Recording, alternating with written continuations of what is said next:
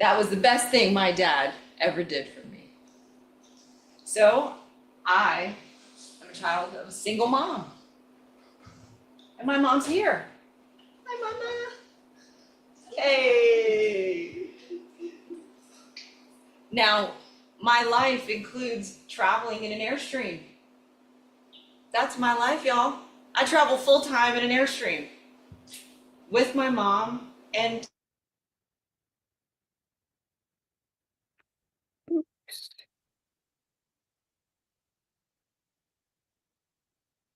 stimulation from the beautiful sights that we get to see and feeling calm energy. So my mom started doing these date nights with me, right? They were so awesome. Like, I'm a little kid, super interested in her makeup bag and her nail polishes. And she's noticing this and she's like, you know what? I want you to feel like you can have fun with this. And I want us to connect. Because my siblings, I was the baby and the only child all at one time. So by the time I could appreciate them, they were already gone. So it was just the two of us. And what we did is we would play in her makeup bag. And I was allowed to play however I wanted to with her makeup bag inside the house. And I'm talking, there was blue on my cheeks. There was all kinds of party happening on my face. And we had a ball. We would listen to her oldies on vinyl, and she'd have my favorite little treats. And it was the best time. And what happened in these moments of bonding was I started to have a love for all things beauty.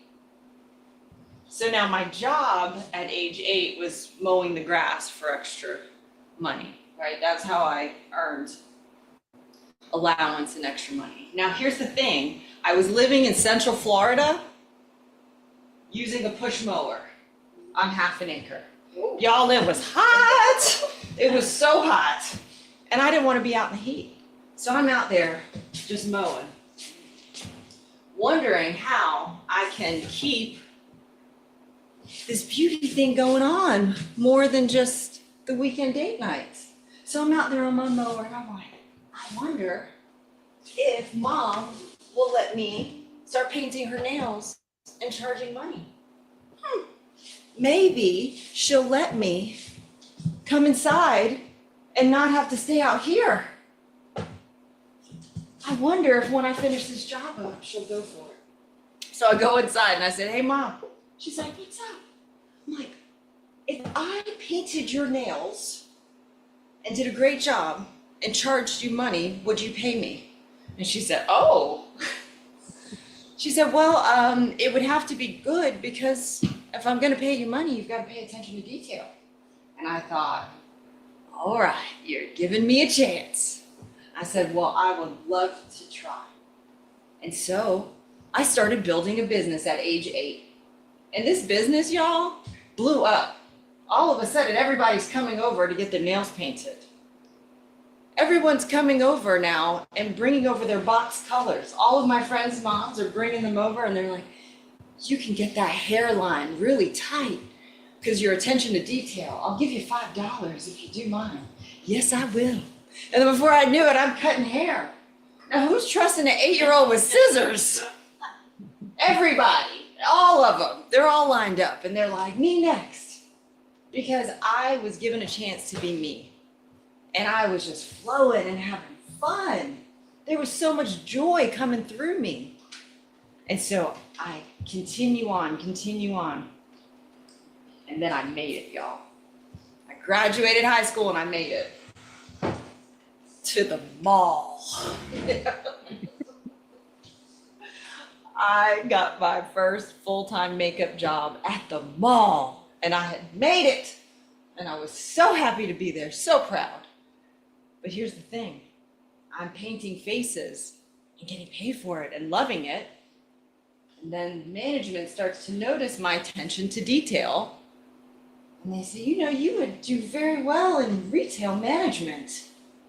You can make a lot of money. And I said, oh, really? Oh, yeah. You could be on track to make 6 figures. Oh, really? That was the beginning of the wrong path.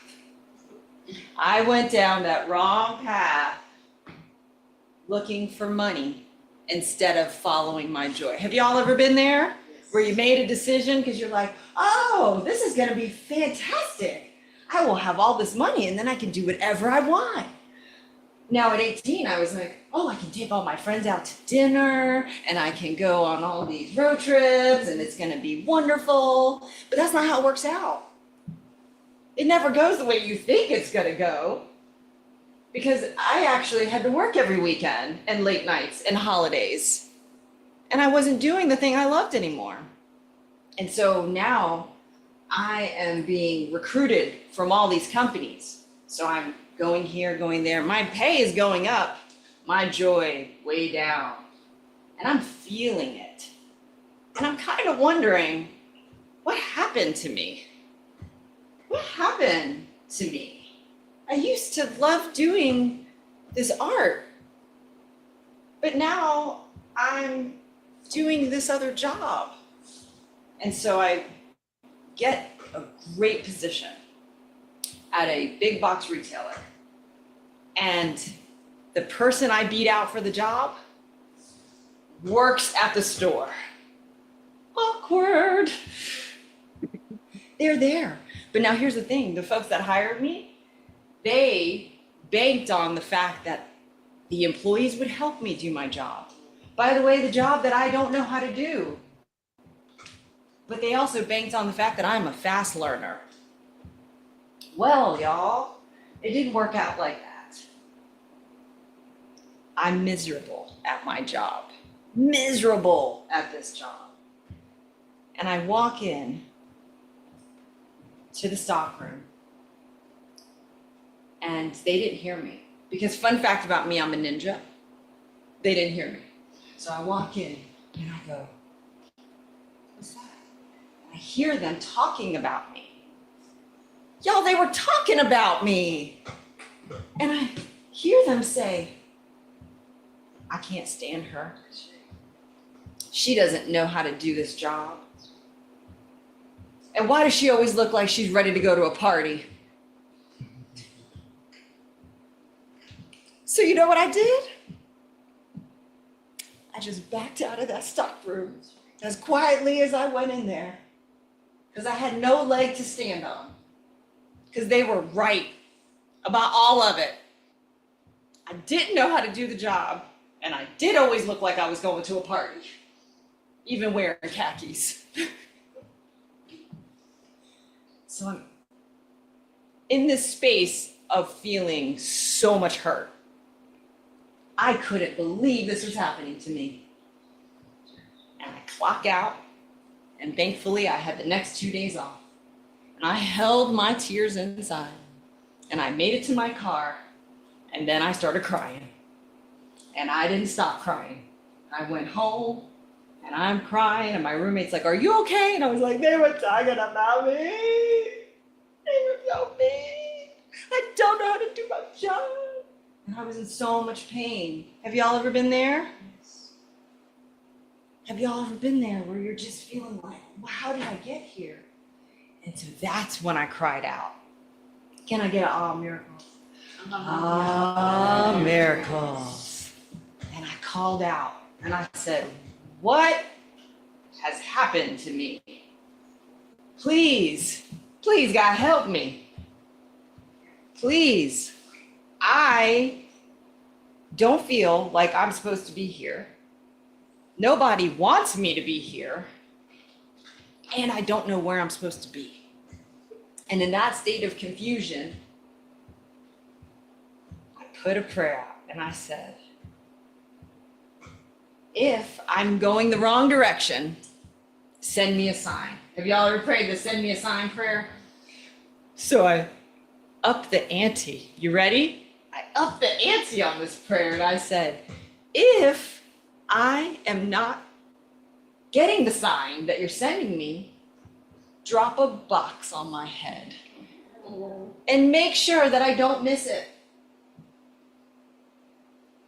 So I go back to work after my 2 days off and I brave the pain and I go to work and I'm looking at my list of things of how to build this display that I'm supposed to build. Because that's my job now, y'all. I build displays in my khakis, looking like I'm going to a party. And I'm trying to figure out how to build it. And a customer comes over and runs into my ladder, my 20-foot ladder that is holding my box of peg hooks. This 20-pound box of peg hooks on this 20-pound ladder, or 20-foot ladder, gets hit and falls as if there were a bullseye on my head. Perhaps I put the bullseye there on my head with that prayer. And let me say that I also kind of wish I would have prayed for a pillow. So I have 3 ruptured discs in my C-spine. I no longer work there because there's something called workers' comp. And once you get hurt on your job, you no longer work there. So clearly I was not meant to be there. So I'm in the doctor's office and I'm waiting for the results of what's going on. So the doctor comes in and he says, wow, you really did a number on yourself. You have 3 ruptured discs. And we also found something else. Okay, what did you find? We found a tumor. A what? Excuse me? We found a tumor. And based on its location, we're not going to be able to biopsy. You have an inoperable brain tumor. Then he says, we cannot offer any options, but one thing we do know for sure is that stress accelerates your symptoms. So don't stress out.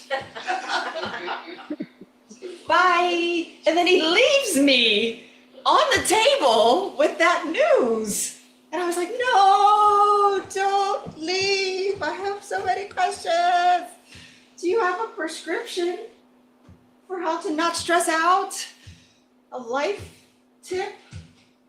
A life hack, maybe something. Nothing. So then I start on this journey of figuring out how to live with this news. Don't stress out. So I go to a specialist and I start trying to figure out what I'm supposed to do. But y'all, the story gets even wilder. Y'all ready for me to up it? Can we handle it? Give me miracles. Miracles. Then I get in a car accident 2 months later. Come on, right? What is happening?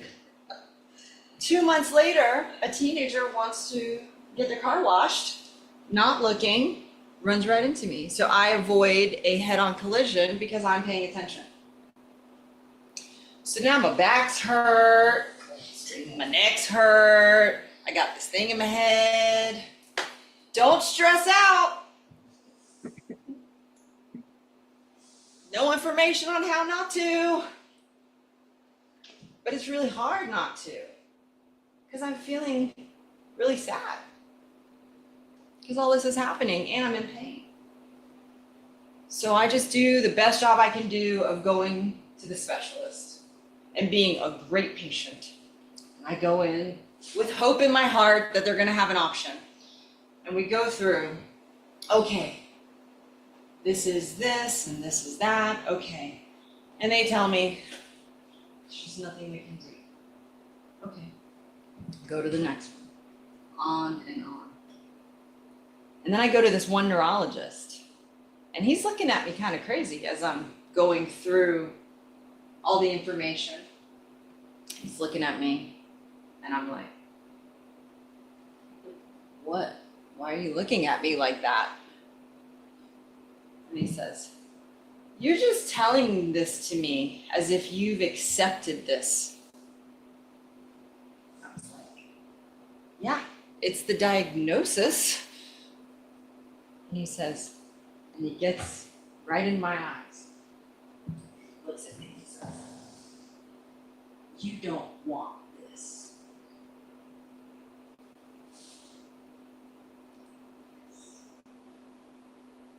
And I got chills because I knew it wasn't that doctor speaking to me. He looks back at me. "You don't want this." And all I could do was repeat it back to him. "I don't want this. I don't want this. Whoa, I don't want this." So then I leave there with a new mindset. On my 2-hour drive home, I keep repeating to myself, "I don't want this. I don't want this." I had never thought about that I didn't want this. I thought this is just what it is now. So now I have an idea of how to not stress out. And it starts with not wanting this. So I go to the library and I double down on this, y'all. I've got all the books on how to be different because I didn't know how. Y'all ever been there when you don't know what you don't know yet? It's like Alice in Wonderland. She thought she changed because she didn't know as much stuff. So wise. And I'm figuring this stuff out and I realize. So I leave the doctor's office, right? On that path home. And I get to my house. The next day, guess what's on the news? The next day, it's everywhere. Guess what's on the news? It's not me. Don't worry, it's not me. It's not me. Trump's in town. No. The Secret. I'm gonna take y'all back to 2006. Do y'all remember The Secret?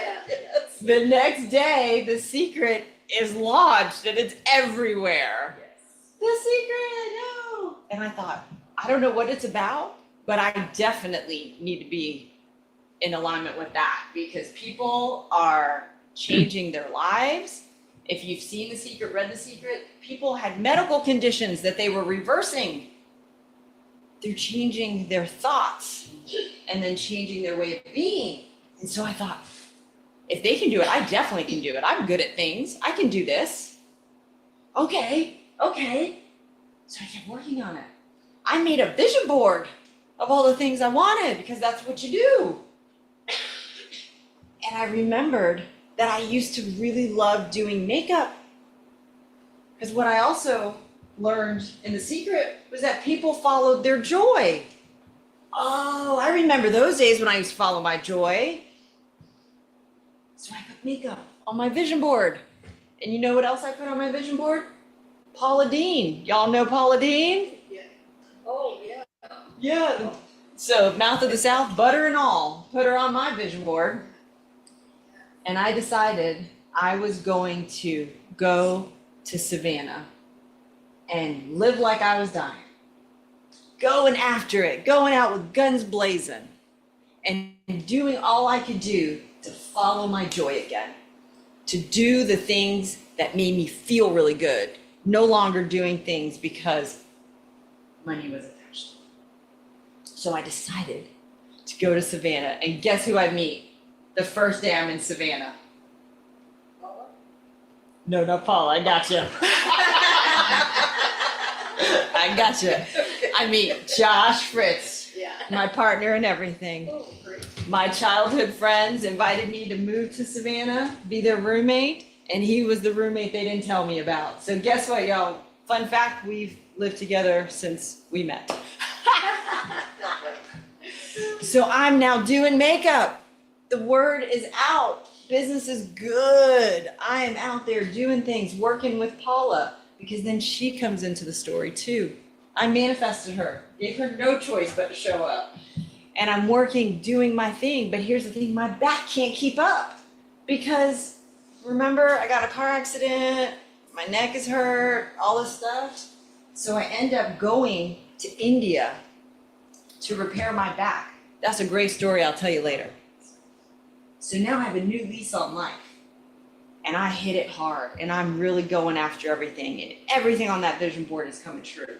Everything on my dream list is coming true. And then I realized I actually thought this was gonna feel different. I thought that it was gonna feel better, more exciting actually. Have y'all ever been there? When you get the thing that you wanted, and then it doesn't feel the way you thought it was gonna feel? Yeah, let's get on miracles on that one. Oh, miracles. That can also feel like confusion, because you feel like I should be grateful for what I have. I should be happy. And some may call it self-sabotage, where you're not allowing yourself to be happy. But I'd like to introduce a different idea. Perhaps it's a higher calling, pulling you forward, letting you know that you made it here and keep going. And that's what happened to me. In my story, I kept moving forward. Makeup was just the thing to get my attention, to help me find my joy again, to feel better. And then I decided, oh, I want to actually go into the wellness world and start helping others to feel better. How did this work? How did this positive thinking work and make me feel better? I wanted to learn more about that. So I dug deep into that world and allowed myself to learn something new. And through that process, I became a mom. I became a full-time caregiver to my mom that has Alzheimer's. And this work has allowed me to become present. So being calm in all of these situations, finding my joy, has led me here to being able to be present, to being whole, to being joyful, to being happy.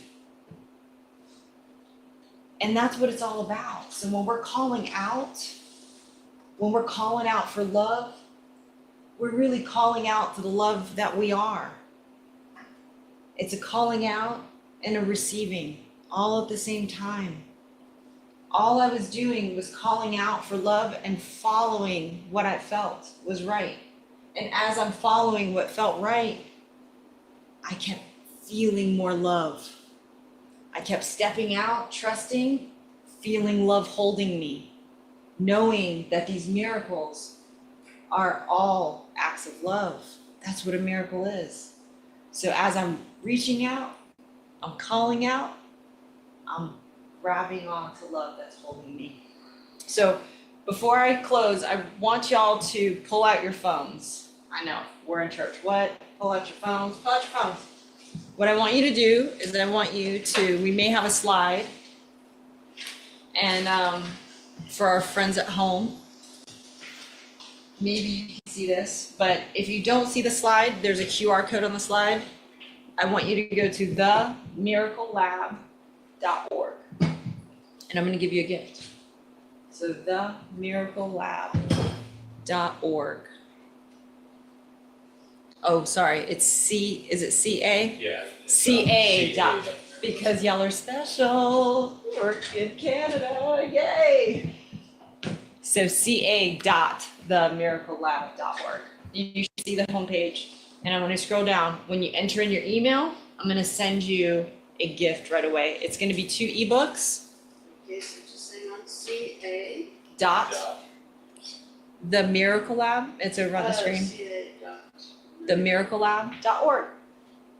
And I'll send you some resources too and positive affirmations. So now, as you're getting that, you'll see me come into your inbox as Miracle Lab, and we'll be connected. So I know y'all are wondering, Jules, can we talk about the brain tumor? What happened? Like, that was a great story and all. But don't leave us hanging. What happened? Like, are you gonna die right now? What's going on? You got a tumor? Tell me the business. So I go to India for back surgery. And I also go there because they have a procedure called Gamma Knife, which I'm a candidate for. So this Gamma knife procedure, state of the art. I go there and I get all the tests done, the scans done that you're supposed to get before you're going to have surgery. And they said, "Why are you here?" I was like, "To get the Gamma knife procedure." And they were like, "Yeah, but here's the thing. Your scans are clear. That tumor is gone." Right next to my old scans where they could see that it was there. And now my new scans showing that it was gone. So y'all, there was thinking, this way of being, this finding of joy, this following of joy, this calling out to love, this is all bringing forth the miracles that we're looking for, that we're needing, that we're calling out for. And when we do that, we can allow ourselves to trust that it's all working out as it should. When I was crying that day because of what those mean girls were saying in the stock room, I had no clue it was going to go like this. But it went the way it was supposed to go. And it's always going according to plan, even if we don't know the plans. And so we trust and we lean into that, and we know that all is well. So thank you so much for your time and your attention today. I pray that I have reminded you of your own joys and your own personal power. Amen.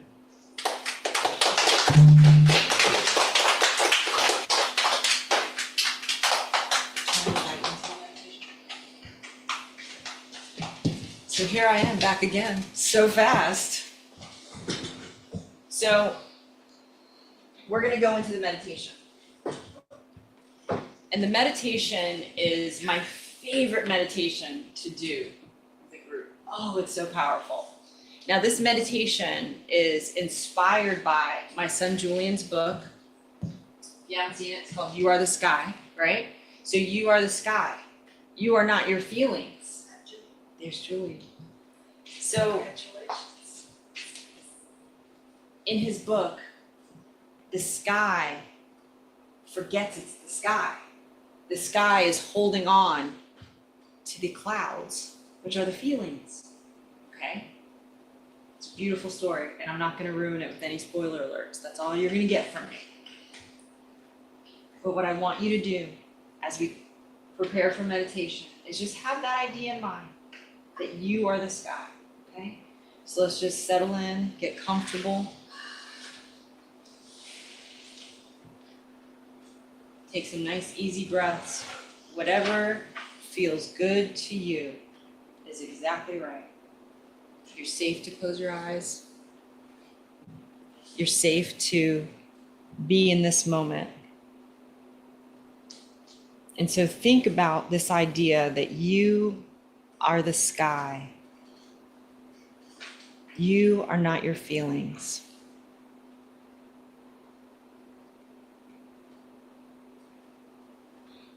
So as we go into our heart space, let's prepare our bodies. Allow yourself to take another nice deep breath in, breathing in all that this moment has for us. Exhaling and releasing everything else. Let's relax our face muscles. Your jaw might be clenched. Let's unclench it. Maybe roll your neck, roll your shoulders. Just allow yourself to relax and be held by the chair or the space that you're in right now. And as we go deeper into our heart space with every breath, our intention is to connect in this oneness. As we hold this idea in mind of you are the sky, let's think about what's filling the sky right now. Is there anything that's on your mind blocking the sky?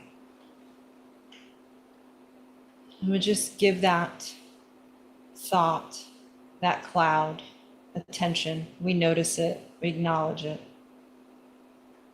and then we allow it to float by. And as any thoughts come up, we just continue to do that.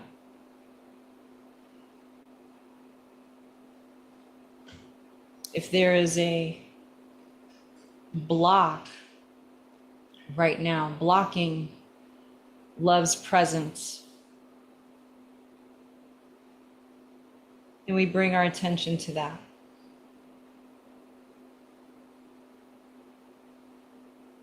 And in this moment, we remember that we can give this block over to the divine as an offering. We are not the clouds. We are the sky. And so just envision giving over these clouds, these blocks to the divine, releasing them, allowing them to float by. Lighten your burden. Open your heart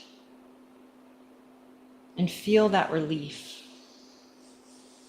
Let's take a nice deep breath together. And exhale. One more time.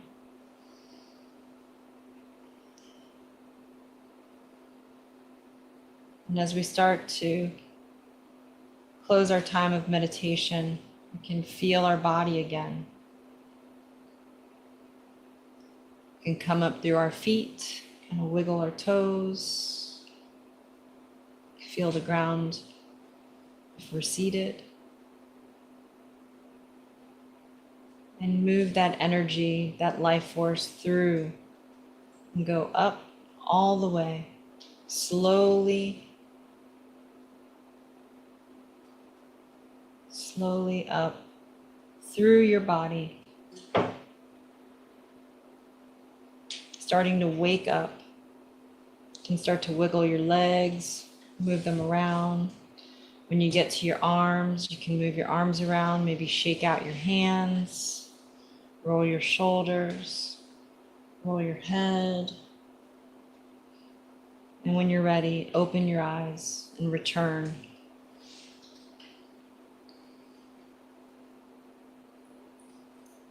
And all is well. Amen.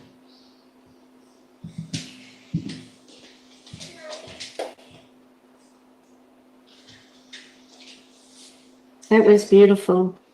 Thank you, Jules. Wow. So first of all, yes, when you started your talk with, absolutely, that's what I was feeling today. So, but what I will say is after hearing your story, these kinds of things, we make a big deal out of them and they really are nothing in the big scheme of things.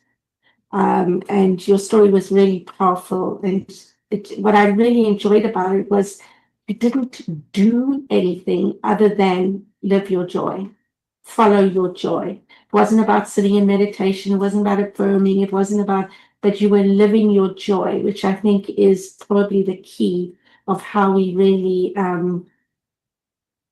allow our bodies, the cells in our bodies, to be happy and joyful. Yes. And so to do what they need to do. Yes. So thank you so much for that. Beautiful. Thank you. And after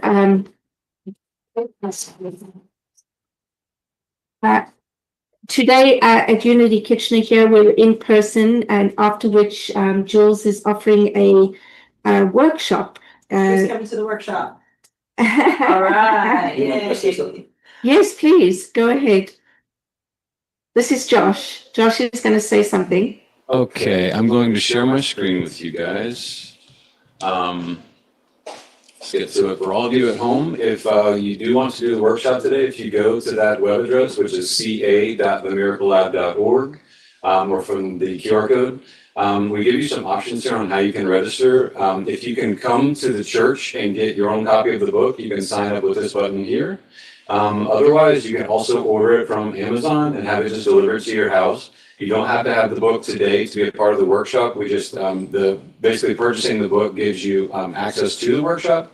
So you can order a copy and just send us a screenshot of your order confirmation to let us know you got it, and then join in the workshop, which is starting today at 1 o'clock. So that's right here on this page. Again, that website is ca.themiraclelab.org, and you can read through there and how we've got all this set up. And if you have any questions, please feel free to reach out to us, to Rev Cheryl, or if you can email me if you need to, it's hello@themiraclelab.org, and I'll put that in the chat. Thanks so much. Thank you. Okay. So I'm going to put my slides up again.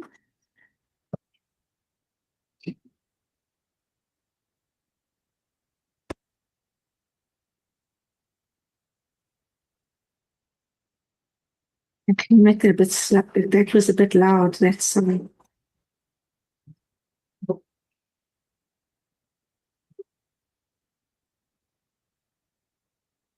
Hey, can everybody see the slides? There we go. What's that? Okay, wonderful.